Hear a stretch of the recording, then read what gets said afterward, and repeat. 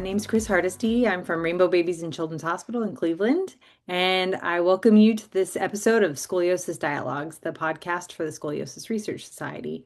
Today, we're going to talk with the winner of the Doug Burton Award for Best Paper in Spinal Deformity. And that award was established in 2023 to honor the Best Adult Deformity article that was published in our Spine Deformity Journal. You may know that Dr. Doug Burton is the Mark and Eleanor Asher Spine Professor at the University of Kansas, and he received the Lifetime Achievement Award from the Scoliosis Research Society in 2023, and he's been a member of the society since 2004. Doug Burton has authored more than 300 publications and is a deputy editor for Spine Deformity. And most importantly, he's a genuinely kind person and a friend to many people in this society. The winning paper this year was authored by our guest, Fthi Hassan, and the paper is titled, Does an Improvement in Cord Level Intraoperative Neuromonitoring Data Lead to a Reduced Risk for Postoperative Neurologic Deficit in Spine Deformity Surgery? So welcome, Fthi. How are you today? I'm doing well, Dr. Hardesty. How you doing? I'm great. We're so glad to have you on the podcast. I have a couple questions for you today, but first, congratulations on your award to you and your co-authors. Thank you very much. Tell me a little bit about what prompted you guys to start writing this paper. Yeah, working with Dr. Lanke, like a lot of our work has really kind of revolved around understanding neurological deficits and when do they happen, who do they happen amongst, what are some significant risk factors associated with this. And, you can tell with Dr. Lanke's work with the Scolio risk study that this was kind of a big thing that we really wanted to look at. And one thing that we really wanted to understand was really understanding the degree of recovery among these patients when they experience I&M alerts intraoperatively. So we decided first to look at, specifically cord level risks and then go from there. Great. We've known that intraoperative neuromonitoring definitely helps detect neurologic injury, but what specifically did we not know before you started this study? So I think that before the study, we knew that I&M could warn us that the spinal cord was in danger, but we didn't really know what signal recovery actually meant for the patient. Specifically, there was no data quantifying how much neurological risk was reduced when signals returned, whether partially or fully after intervention. So I think that our study really showed for the first time that the degree of I&M recovery really mattered and was strongly associated with postoperative neurological outcomes. We saw that a full recovery carries about a 90% risk reduction, partial recovery about 60%, and no recovery essentially guarantees a deficit. And we believe that these results are not only important from a clinical perspective, but even from a patient education perspective as well. That's such good information for, I think, for all of us to have. Do you think surgeons have historically been uncertain how reassured they should feel when signals recover? So I think historically signal recovery has been, reassuring emotionally, but not so evidence-based. So I feel that, surgeons have traditionally relied on experience. Um, and, in this day and age, it's also really important to also consider that along with what data tells us. So there was almost a bit of uncertainty about whether recovery meant true neurological protection or simply just a delay in injury. And I think that our findings really provided a quantitative reassurance that recovery, especially a full recovery, strongly correlated with better neurological outcomes among these patients. Excellent. Now, you're at a center that does a lot of really complex osteotomies.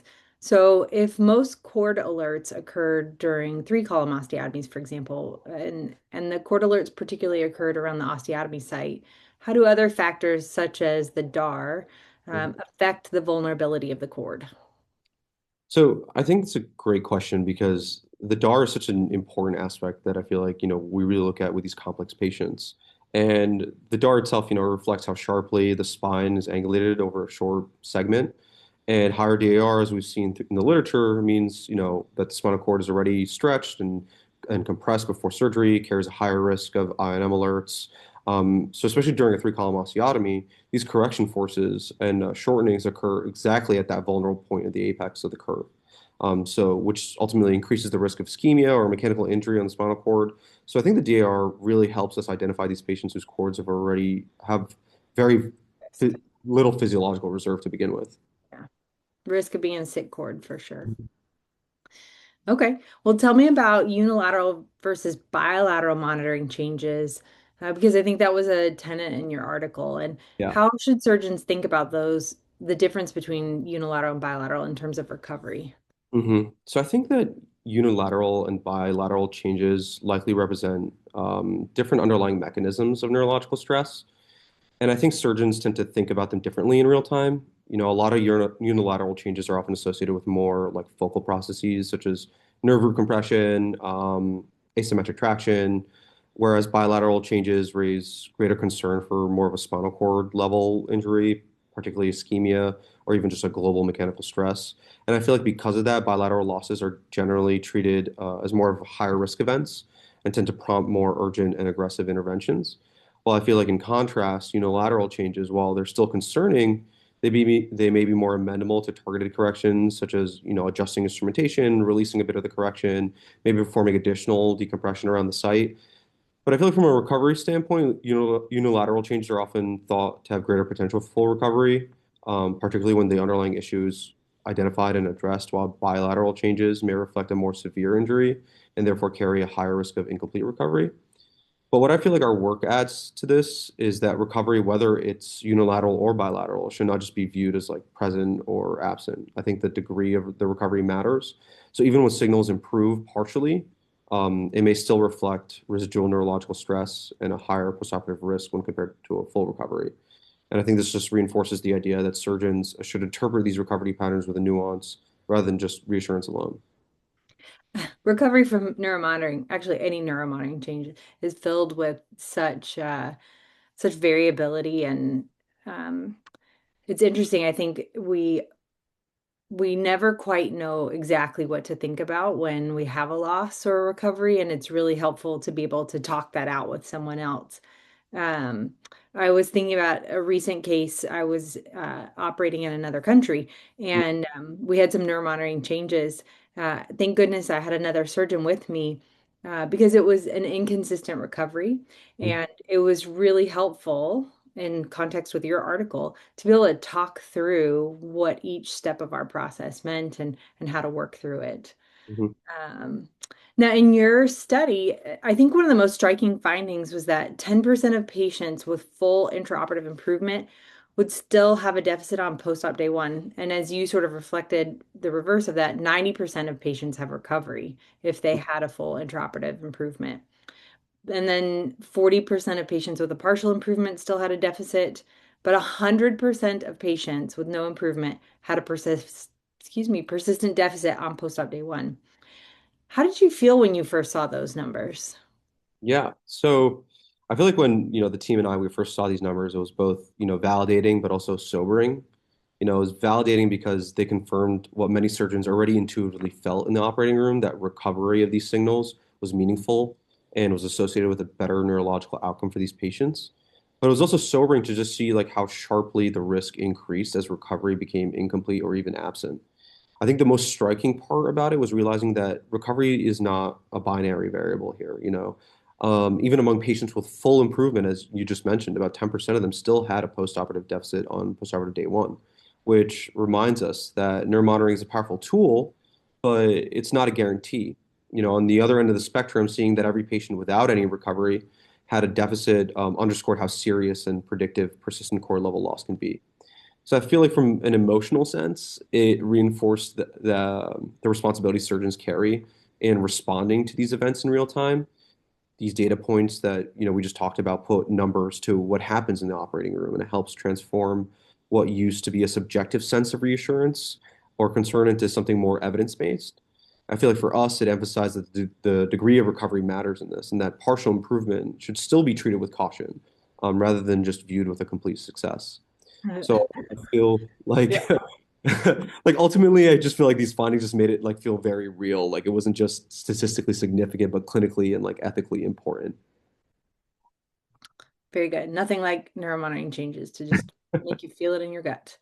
Um, in the paper, you guys describe a bimodal pattern of recovery where most recoveries occur within 60 minutes, but partial recoveries often occur later. And what do you think this tells us about injury severity?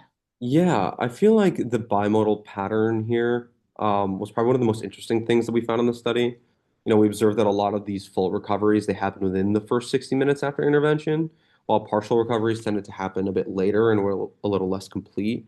And I think that this suggests that not all neuromonitoring changes represent the same degree of, spinal cord injury um, or issue. Like early and complete recovery likely reflects more transient and physiological disturbances, such as cord stretch or anesthetic related effects that are reversible once corrective measures are taken. But on the other side, delayed or partial recovery may indicate a more substantial ischemic issue with the spinal cord, where some functional pathways may recover, some may remain compromised. So I feel like clinically, this just reinforces the idea that both timing and completeness of the recovery carry prognostic information, and that partial or delayed recovery should be interpreted with greater caution. And I think you have to worry about mechanical changes to the cord too. Hmm. Your study focused specifically on cord level changes, and if I looked at previous similar studies, they combined cord and root level alerts. Why was that distinction important for your group? Yeah, so I feel like this distinction it was very intentional because spinal cord alerts and nerve root alerts essentially represent fundamentally different types of neurological injury with different mechanisms and different clinical consequences. Cord level changes can threaten bilateral motor function and carry a much higher risk of permanent neurological deficit, sorry, while root level changes are more often focal and are frequently related to local mechanical compression. And while prior studies tended to combine these two, the results kind of make it a bit difficult to interpret the prognostic meaning of what recovery really means. So we really wanted to focus on cord level alerts in the study to really understand what recovery means for spinal cord risk. But it's funny that you mentioned that because in parallel, we actually did conduct a separate study that looked at nerve root alerts and excluding these spinal cord events entirely. And in that cohort, we found that about 4% of these patients, about 41 patients, experienced root level INM alerts. And what was striking about that is that the same pattern held true. The degree of recovery was strongly associated with postoperative neurological outcome. So we saw that about 7% of patients with full neurological recovery experienced severe postoperative weakness, compared to 21% with partial recovery and 58% with no recovery. So I think, the combination of these both studies independently demonstrated that INM recovery was not just binary, that there's a scale to this, and that there Mhm. are very different levels of neurological risk. So I feel like together, this suggests that not only INM helps detect neurological injury, but also provides a meaningful prognostic information after intervention. That is a lot of information packed in your study for sure. Mhm. Um, So, as Fthi has been talking all of this time, our listeners may not realize, given the level of understanding he has about all these problems, that you're still in medical school. And a lot of the knowledge you have comes from the research time you've spent with Dr. Lenke. Uh, but I did want to ask about what your team thought, um, if the study results would prompt us to do any changes to the neuromonitoring checklists that we usually rely on. Yep. So I think our data supports not just like emphasizing signal loss, but also just really the degree of recovery in decision making. So I don't think our study really suggests that the existing neuromonitoring checklist is wrong in any way. But it does suggest that we need to refine how we interpret recovery, right? I feel like traditionally, once signals recover, there may be a sense of reassurance. However, our data shows that recovery exists along a spectrum, full recovery, partial recovery, no recovery at all, and each one of them carry a very different risk of postoperative deficit. So I think that my co-authors and I, we really suggest that in the future, future checklists might benefit from also incorporating something like this, not just whether signals recovered, but how completely and how quickly they recovered. So in other words, recovery itself it may be a prognostic variable, and recognizing that partial or delayed recovery as a higher risk could prompt prolonged observation or heightened postoperative neurological surveillance. This is a great transition for thinking about the future. Mhm. And one of the things I often think about is what the future role of machine learning or AI will be, and how we think about and process these things, and how we will anticipate not only neuromonitoring changes, but what to do with them in the future. Did Mhm. this study sort of lead you down any paths thinking about what future changes might come from machine learning or AI in neuromonitoring? Yeah, and I feel like, machine learning and AI, that's kind of like the hot thing now, right? Like there's a lot of incorporation of that. And I do feel like it could play a role in neuromonitoring, especially helping shift the field from more of like a reactive to a predictive decision-making tool. I feel like traditionally neuromonitoring alerts were interpreted in real time without a clear understanding of the patient's baseline risk. And I mean, even within our own group, we developed a machine learning based preoperative scoring system that can help predict a patient's risk of core level neuromonitoring data loss. And we define factors such as the DAR, the spinal cord shape, and neurological status. And I feel like these kind of tools, they allow surgeons to enter the operating room knowing which patients are the most vulnerable. So combining that with, the findings of this study and showing that incomplete or delayed signal recovery correlates with worst outcomes, I feel that machine learning could eventually help integrate preoperative risk with intraoperative signal patterns to provide a real-time risk stratification. So I think that the long-term vision here would be decision support systems that don't necessarily replace clinical judgment, but augment it, by identifying patients with the highest risk and prompting modified strategies when certain patterns emerge. And I actually think that Dr. Vitale is working on something like this actually now. It'll So, be interesting to see if we can refine the sensitivity such that we see the change even earlier, which I think is part of their work also. mhm. Okay. Now I'm going to surprise you a little by reading a comment from Dr. Lenke about you. He said, "Great work, Fthi, on leading the Ox Spine and Columbia Spine program research program to its current state of excellence." And that is glowing praise from Dr. Larry Lenke. And so I just was going to ask a little bit about the process that led you to leading this research team and the work you've done there. Yeah, I mean, honestly, I really couldn't have done it without the faith that, he had in me. It was almost kind of, life just kind of really worked its way. And, I found myself after finishing grad school, I got my MPH in epidemiology and, I landed a role with him. And then, within the first coming months, I was tasked to rebuild this research division from the ground up. And, it was a bit of a daunting task as first as somebody who was like inexperienced as me, but one thing I've learned about myself on this journey is that I'm a lifelong learner. I love learning new things, and hence why I love research and loved working with Dr. Lenke. And I felt that, in the process of helping develop this research program with him and all the other attendings at Oxspine, I learned a lot about myself and really learned about, the importance of the work that we do. And I felt like that passion helped, drive our research efforts even further because we saw what our results were doing, how they were helping patients and how they were helping, educate the community. And I don't think there's anything more important than that. Excellent. Last question for you is a little bit of trivia. Do Mhm. you know where neuromonitoring was invented? So I'm assuming it's somewhere in Ohio, just because. Yeah. Les Nash and Richard Brown invented neuromonitoring at Rainbow Babies and Children's Hospital, which is my hospital. Yep, I always have to put a little plug in there for I that. know. I We figured. cannot forget the contributions of Les Nash in this world in which we do spine surgery so much more safely because of his work. Mhm. Okay, so you're an M2, is that correct? I'm actually first year. Oh, M1. All right, so guys, we have 3 years to snag this guy for our residency programs. Keep his name in your memory bank, Fthi Hassan. Thank you so much for your time today. We really appreciate you talking with us about the work you've done and about this article. And thank you so much, Dr. Hardesty, for having me here. And I want to remind everybody that IMAST will be, let's see, coming up April 15th through 17th in Toronto, and that the Journal of Spine Deformity is our Scoliosis Research Society official journal. It's just had a changeover in leadership. So Dr. Renee Castellane is the new editor. This was his first issue as full editor this month, and check it out.